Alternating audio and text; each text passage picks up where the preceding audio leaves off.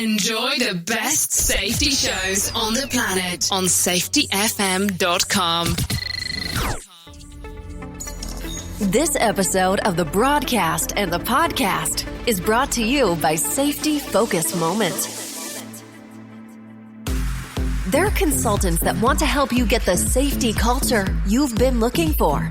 For more information, go to safetyfocusmoment.com. Well, hello and welcome to Safety FM. Today is October the 15th, which is a Tuesday.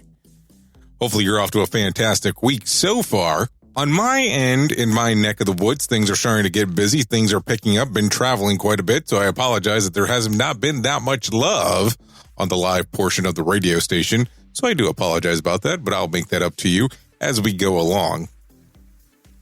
Well, today's going to be one of those rare opportunities where we get to flip the script a little bit. So what do I mean exactly? So on today's episode, I will not be interviewing anyone. I know, kind of strange. I know those things do tend to happen from time to time. So today we're going to air an interview that happened on the Crucial Talks podcast with Mike Sadam. And I am actually a guest on this particular episode. So Mike is going to interview me, which is kind of odd because I don't do that many interviews. But this will be one of those reverse things where he's asking me the questions. So over the next 30 minutes or so, take a listen to this podcast from the Crucial Talks podcast with Mike Sadam as he interviews yours truly about what I do and a little bit about a radio station that you might have heard by the name of Safety FM. Enjoy it here today on Safety FM. It begins in Orlando, Florida, and travels steadily to the west, beaming across North America and planet Earth and into your head. The world of safety never stops. And now, the Safety FM podcast and broadcast with Dr. Jay Allen. Hello, everyone. This is Mike Sadam, and welcome back to the Crucial Talks podcast. Today's guest is Dr. Jay Allen. Now, Jay and I are a kindred spirit kind of folks. We've kind of gotten to know each other a little bit because we think a little bit along the same lines. We're both out there trying to get a message out to improve lives and workplaces. Now, Jay is the Chief Safety Officer for Safety FM. And I love the goal of Safety FM, which is really to change the way people look at safety. And I love this tagline, one broadcast and one podcast at a time. Now, Safety FM doesn't want safety to be a derogatory term, which is one of the reasons I love the fact that the Crucial Talks podcast is one of the podcasts that is broadcast on Safety FM. We also take a positive, strength-based approach to human behavior. And that's why I'm really excited that Jay is our guest today. He truly understands how we can positively impact culture with every conversation we have. So without further ado, let's welcome Jay Allen to the Crucial Talks podcast. How are you doing today, Jay? Oh, pretty good. Thank you for having me on the show. No, it's really cool. I know we've talked a lot in the past, and it's great that you actually get to come on and talk to us. So what I'm hoping we could do is talk a little bit about you and how did you come up with Safety FM? What's your background like that got you to this place where you're really broadcasting information out there that it has this positive impact on people? Wow, it's such a long journey. I would love to tell you that it's just kind of like a brief thing and it just kind of flipped, but unfortunately, that's not really how the story goes. I've been in love with radio for as long as I can remember. I can tell you just listening to radio stations when I was a kid and really loving the whole aspect on when you're taking a listen to what people are telling you and how you're making essentially a theater of what's going on because you're taking their word. It's kind of very similar to when you read a book. You have to justify on what the characters seem like and what's going on. And I took that whole aspect and I looked at it and I go, I like radio because of that. But what can we do going forward? So, I mean, I can tell you how I got to the Safety FM aspect, but that's how my love of radio started. Well, and I love this concept. You're talking about radio and using that as a venue and how you create in people's minds this idea or these thoughts or whatever purely through voice and through pushing that information out. How impactful is that truly to people? I mean, we know about TV and movies and that sort of thing, but just this concept of voice and the power of radio and the power of us just talking to each other, where have you seen that power actually come from, or how valuable is that to people? Well, I'll kind of give you some examples here. So let's kind of remember for most people for their childhood. Let's use the example that you're trying to watch a channel and you're getting the picture to cut in and out. You'll stick with the channel if you can actually hear the sound. But if you're watching a channel and the sound starts cutting out, most of the times people will turn away. And I noticed that when I was a kid. So that's why the big focus came about doing the audio aspect. And what I've noticed is when you're going inside of your vehicle and you're probably doing it during the most difficult time of the day, which is your evening or morning commute. And it's probably one of the times where you really don't want to be just sitting there paying attention 100% to traffic. And I know that's a terrible thing to say being in the safety industry, but bear with me for just a moment. It's about trying to keep those people entertained and being entertained in a positive form, or giving them information that's, we'll say the word crucial to them as they're inside of one of the most difficult times of their day. And I looked at it and go, that is our one-on-one time together, because they want to listen to it and they want to know about whoever that host is that's on the podcast, on the show, something that they're interested in. That's how you got them to tune in overall. Well, and because it's so valuable, this time people have it really is valuable. And I have a great amount of respect for that notion that people are letting us in to some of these critical times of their day, some of these times of day that they could spend doing something else. I'm really respectful of their time. So how did we get to this place you're at now, where it's, you understood the value of voice and you respected the people that allowed you really into their heads, and now focusing on safety? How did you really come with this idea that you could change behavior positively by giving people an entertaining, educational way to spend their time that would also improve their lives? Well, like I tell people, the version of a show that I do in regards of safety is not for everyone. So I want to make sure that I'm 100% clear on that. And I say that from the aspect of I do things differently because I do it more along the lines of a radio station.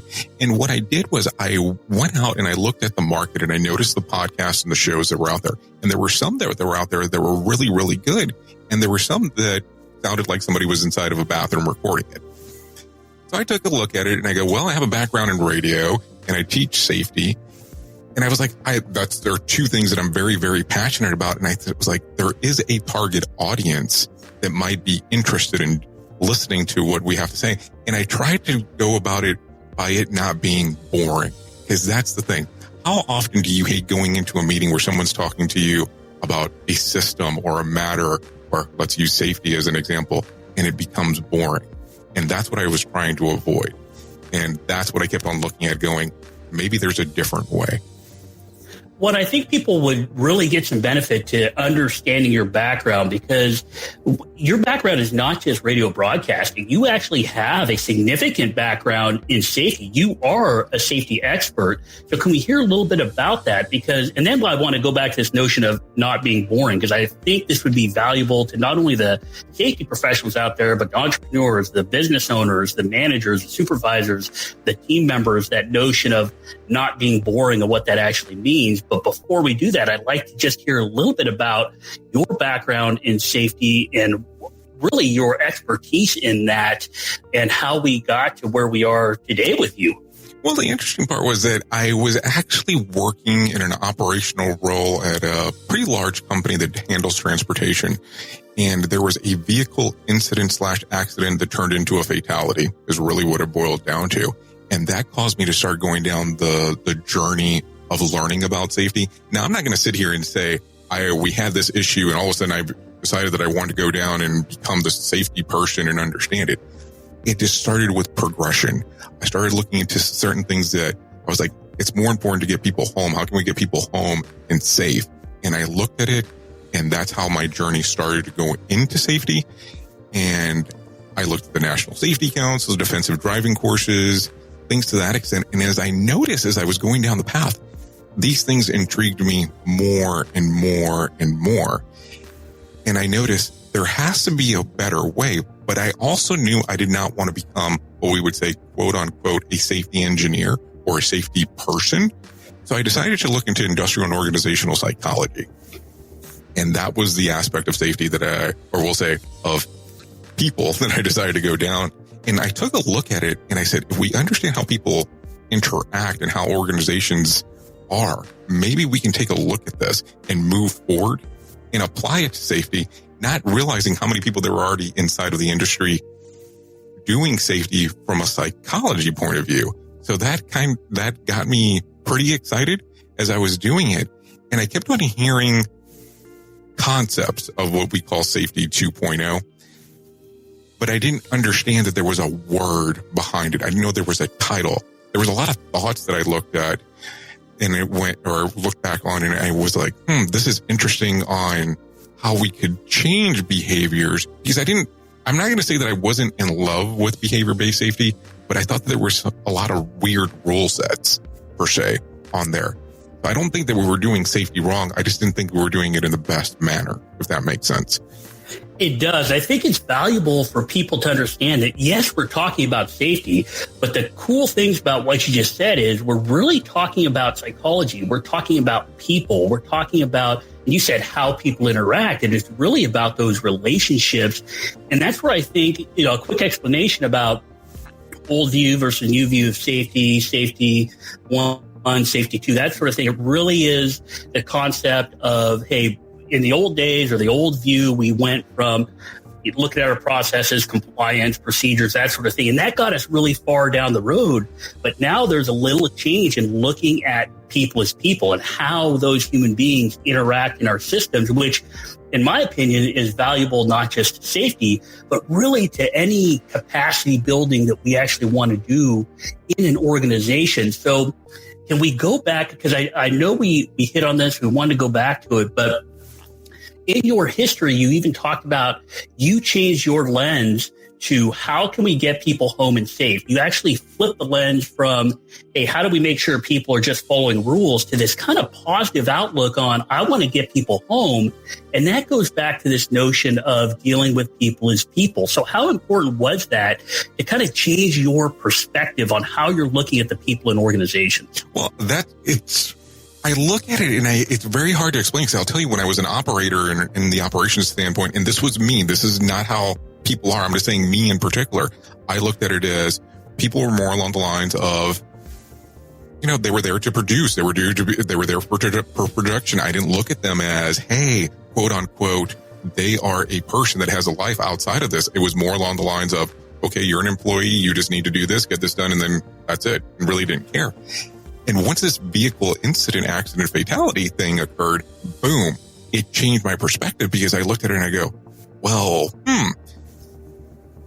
if we look at this and we turn it and we make sure that people make it home, if we treat people better, they're going to be more open and receptive to the ideas that we have.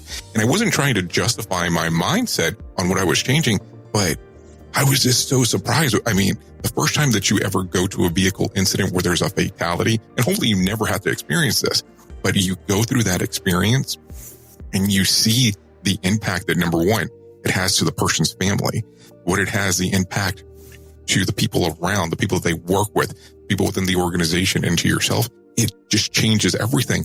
And that opened up my mind of going, boom, what can we do to make sure that they get home safe? Once I started realizing that that was more important, quote unquote, for what the company was generating revenue wise. Of course, the company didn't agree with me 100% when I first started down that path, but they had to understand of, these things are going to have a cost, but we need to really worry more about our people opposed to what costs are. And these trainings are important on how we move forward with it. Well, and it sounds like that the idea of cost, I know that comes up all the time with organizations, because that is a metric that it's really easy to spot and easy to look at and easy to record. But really this notion of focusing on the people first and trying to figure out how we can better that system that they are interacting in, those costs and those, the profits and the costs and all these things associated with it seem to go in a positive direction as an outcome, just as a normal outcome, if we're focused on these other ways of looking at people. So my question, I guess, would be, through your experience, this focus on people and behaviors, how important is it to actually have them involved in that conversation? Not just the managers looking at the metrics, but the people that are actually being impacted at the pointy end of the stick. Well, the funny part is that I look back and I remember I was working for a retailer many, many moons ago, and they started with that aspect, and they called it learning from the bottom up. And what they did was they took ideas from people from the field inside of the store locations, and they let them roll and test inside of this particular organization.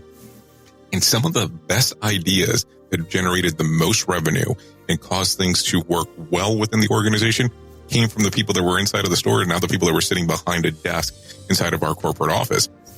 And once we started acknowledging more and more that should have been, or that should be the way that the culture should change going forward, we tested it, and we opened this test to 2 different markets. One was in the Miami market and the other one was in the Boston market. Not a plug for the restaurant, by the way, just in case. But that was one of those things that we looked at and we said, if we implement what their ideas are, can it save the organization? I mean, this organization wasn't doing well at the time. And the more we looked into it, when we gave the people inside of the organization the opportunity to be open and come up with their ideas, number one, they were in shock at first. But number two, it started to change the way that the culture was perceived inside of the organization. The organization previously was very strict and regimented, and it was top-down approach. But once we opened the door and said, go ahead, tell us what you think. What have we been doing wrong as managers? What have we been doing wrong as a company and as an organization? It opened the door wide open for everyone just to say, they really do care. They really do want to hear what we have to say.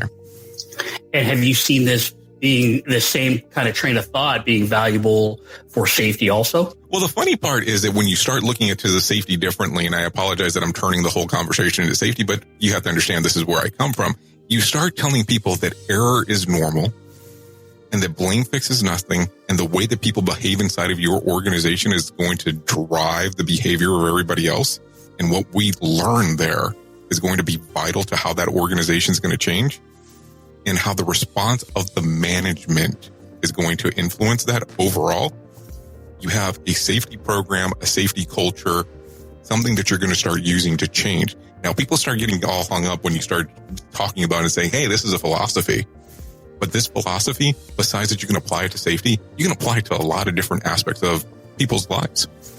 Well, and I love that because it really does. When I hear you say error is normal, blame doesn't get us anywhere, and I take out in safety, I could say that about just about anything. Somebody makes a mistake on a spreadsheet and they have a manager or two come down on them. What does that actually solve? If we it's not going to correct anything. So imagine that. So all of a sudden I turn around and go, hey, you messed up this spreadsheet. What is it going to do? Well, I feel better that I was able to do the correction or say something out loud to you about it, but it didn't change anything. I've made the person now feel worse because I brought it up, but it didn't change the overall aspect of it. So then that brings me to a point I want to get to you with about safety, but also that's in this broader context. So somebody does make a mistake. We understand people will make mistakes. They're human beings, so they will make errors. But then we say, okay, well, blame doesn't get us anywhere. So then what do we do next? I mean, even in the safety realm, what do we do next if we have those two thoughts, error is normal, blame doesn't help? What do we do to make them part of a solution that betters the organization? Well, the thing is, you have to be open enough that you're able to take criticism and understand what you have going on with the organization. What a lot of the aspects that we do is something called learning teams. And some people want to do them based off of when an event occurs, but a learning team is grabbing people within your organization that understand how the organization operates, or maybe something in a particular department inside of the organization, how it operates.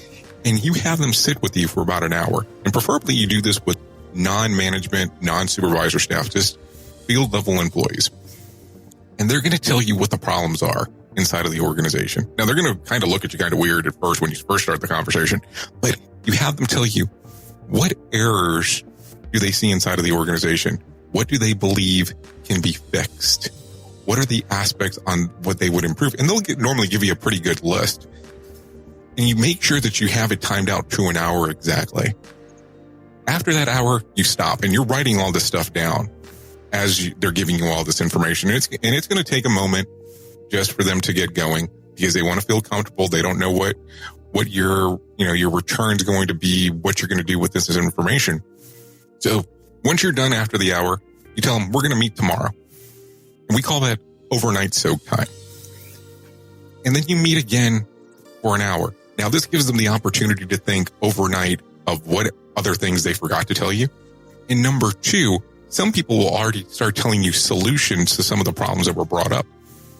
And as you look at those, most of the people there already know how the organization behaves and what they're willing to spend normally money-wise. So they know that if I come in and say, I have a $50,000 solution, they're going to go, well, they're only going to let us spend about $2,000, so we need to lower it. They'll give you a solution closer to that price point. So it becomes very interesting because you're learning from the organization, from the people inside of the organization. And I think this is a pretty important topic to hit real quick is you said that when you bring these folks in, so you bring them in for an hour, you actually ask them questions to get feedback, and then you give them this overnight soak time. And I love this idea because they have time to think about it. They come back with either more ideas or even solutions. And then you said something that I think is the key point. You said that the people you bring in, they understand how the organization behaves. Now, in my experience, I've seen it in other organizations where the C-suite, executives, managers, they may have a meeting.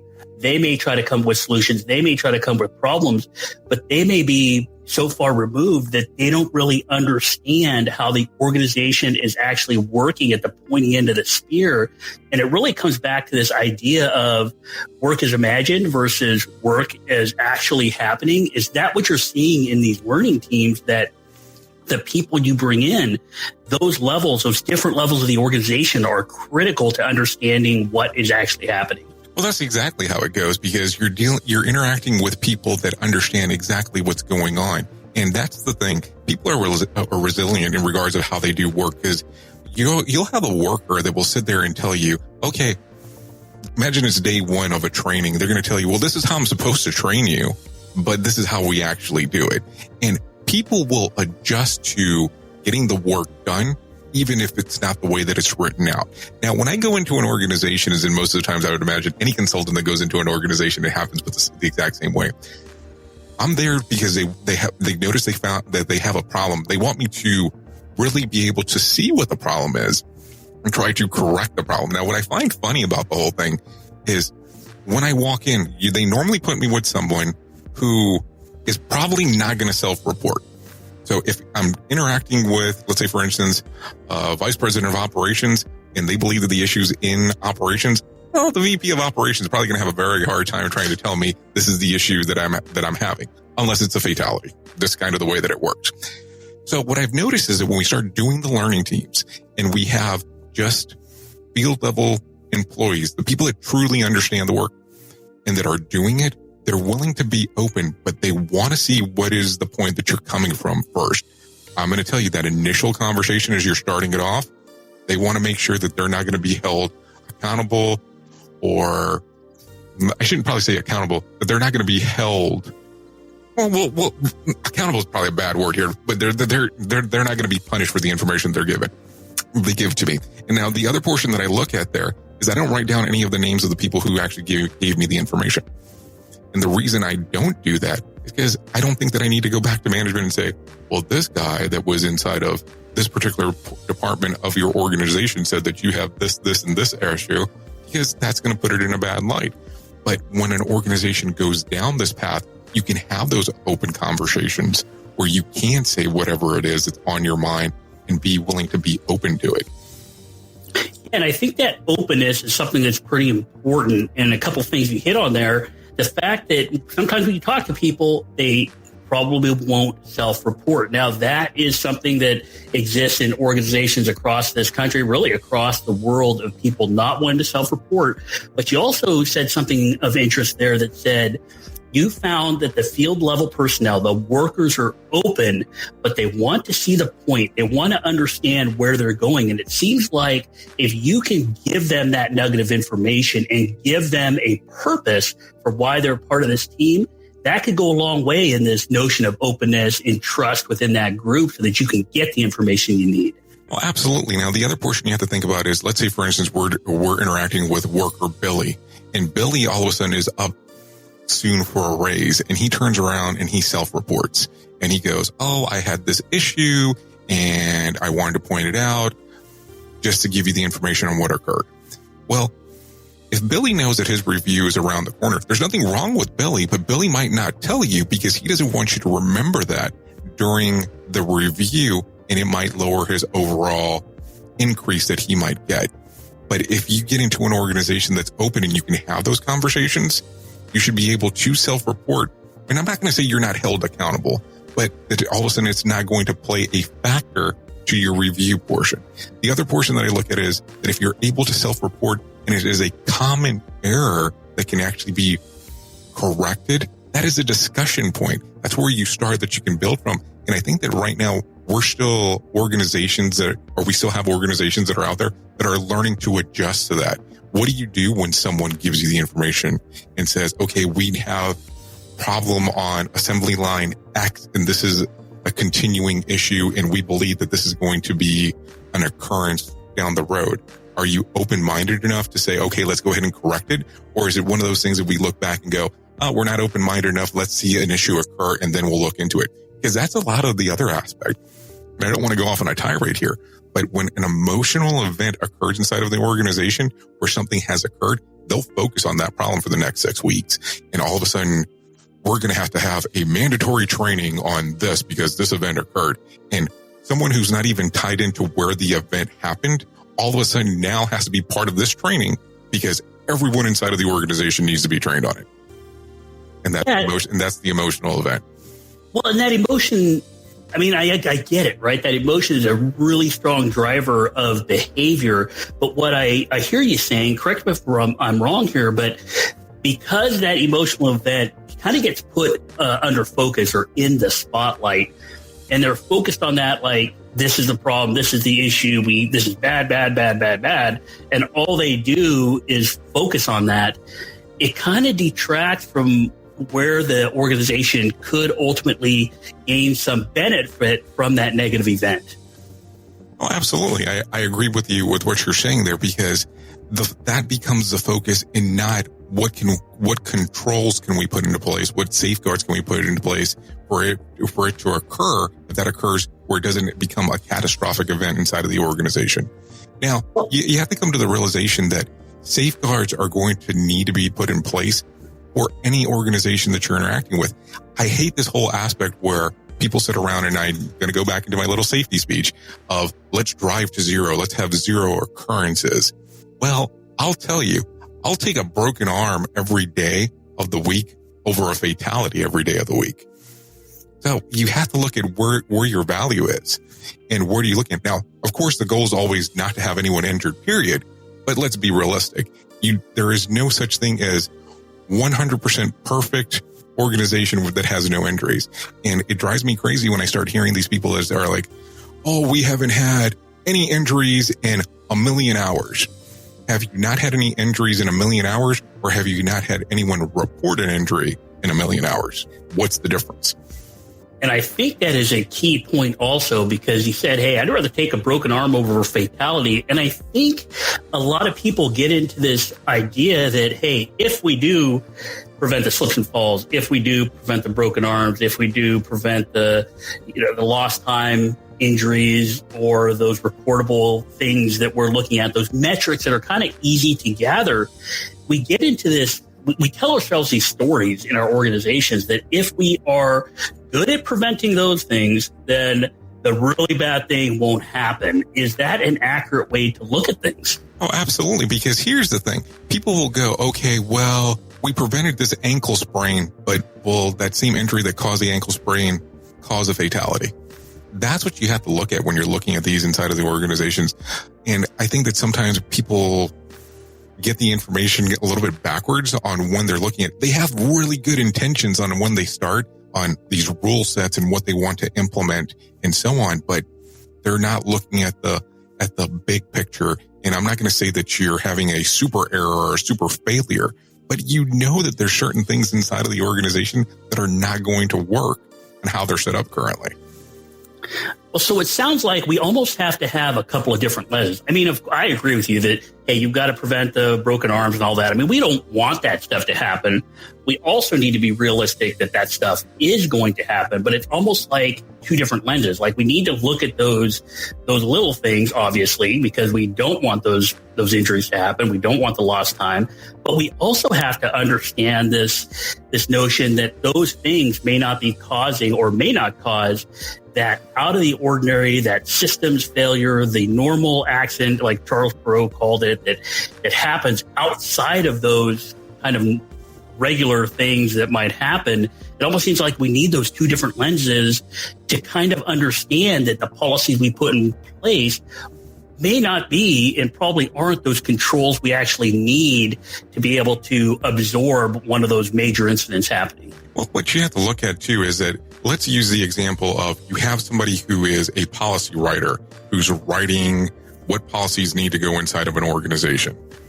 Or you can have someone who is a worker who has been doing the work for the last 5 years. Which one are you going to take? Are you going to take the person who does the work for the last 5 years, or are you going to take the policy writer? I mean, the prettier version is going to be the policy writer, don't get me wrong. But when you start looking at it as the person who's doing the work is probably going to have a better understanding on what needs to be done. And then I want to go back for a moment and really address what you were referencing. What you have to look at with this whole thing of safety differently or human performance is that there's different performance modes. And it's the way that people think. Some people are going to be skill-based, so they're going to understand exactly what needs to be done because they've done the work. There's going to be some people that are rule-based, and those are going to probably be more of like your policy writers who are saying, hey, this needs to be done this way because this is going to help the company, this is going to protect our insurance, and so on. And then you have people that are knowledge-based, that they understand the knowledge of what needs to be done and how they should be able to tie this into the system, but maybe they're just knowledgeable and never have done the skill work or have never done the rule work. So it's different. It's just different because everybody's going to look at it differently. A field employee is going to be different than somebody who's inside of a C-suite or somebody who's actually inside of your human resource department.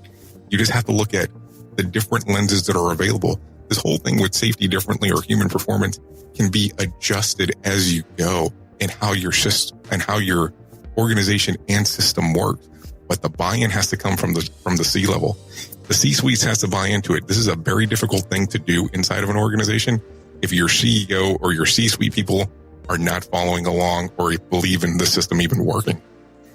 Well, I think where we're kind of going to wrap up here, I think this is going to be very, very valuable for people because of obviously we have safety folks listening, but we also have managers and we have supervisors and we have people that are just wanting to gain more knowledge. So where you just went there, I think is really interesting and where I want to go to actually get your experience with that, because we talked about these learning teams, bringing the people in that know how the work is getting done, that understand how the organization behaves. So we get this information.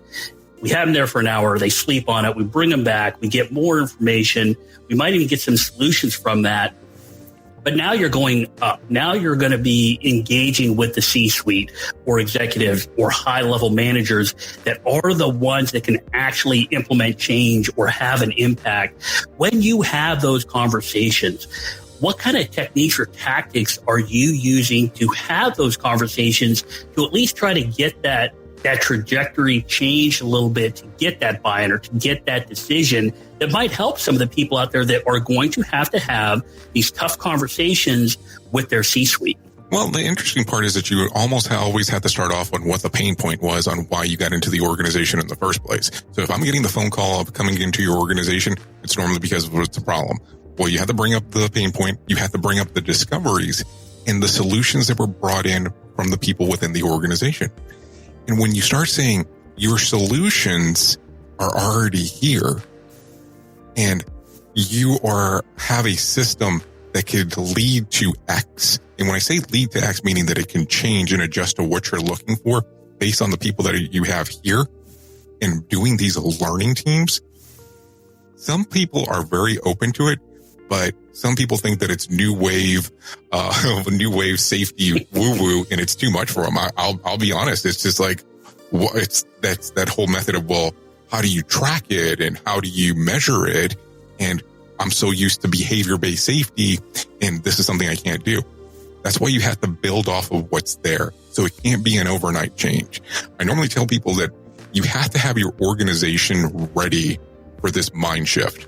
If they're not ready, this is too big of a step. If I did this all in one stop when I'm actually at an organization, there's no way that they're actually going to flip over that quick.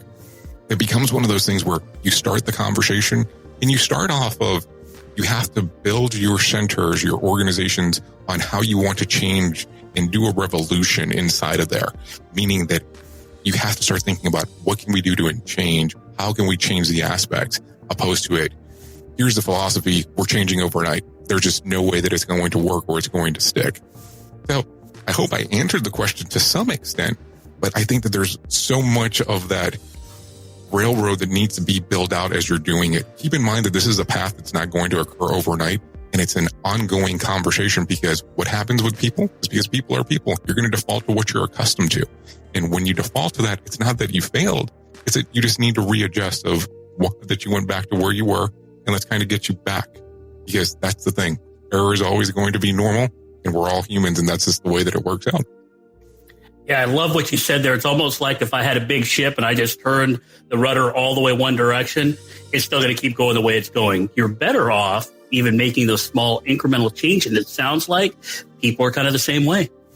Absolutely. Absolutely. It's all about starting a revolution inside of the organization on where you're trying to get. Because at the end of the day, if you're in an organization, you're there to make money. Let's just be realistic. And let's make sure that we're getting people home the same way that we got them. It's so important. And just that simple mind shift as we go. And I'm not trying to get into this new wave safety woo-woo stuff. I'm just trying to say, if you look at it and you take a look at what you can change, and it's not so much of the rule and people being scared of, oh, here's the safety officer, here's a person from the safety department, here's a safety gal, here's a safety guy, and more of, here's someone who can assist. And they look at safety as something that is good for the organization and not just a rule set. It will help your organization in the long run. Well, Jay, that's all great information. So people out there listening, I mean, you have your own following that know how to get in touch with you, that know all about Safety FM and what it offers. But for the new folks that may not have heard you before but want to reach out or want to get more information about Safety FM, or just want to get more information about the stuff you're broadcasting, how do they get in touch with you? How do they listen to the broadcaster out there? What kind of things do you offer? How do you build out this network with people right now that are listening that want to reach out to you? Well, the easiest way to do it is to come to safetyfm.com. Pretty much everything under the sun's right there. It gives you all the information about our network, the different shows and podcasts are available. And then, of course, the streaming radio, internet station, and any kind of services that we do have to offer for you. And I always tell people, come on by. We have so many different versions of safety shows, and anything that you can imagine we have there, and we try to tailor it. And we're always trying to bring on new hosts and guests. That way we can actually take the approach of what you're looking for. Well, hey, Jay, thanks again for coming on. I know we've been wanting to do this for a while. I really appreciate it. I'll make sure I put a link to safetyfm.com. And really, thank you for coming on. Oh, thanks for having me. It was a lot of fun. I really do appreciate it.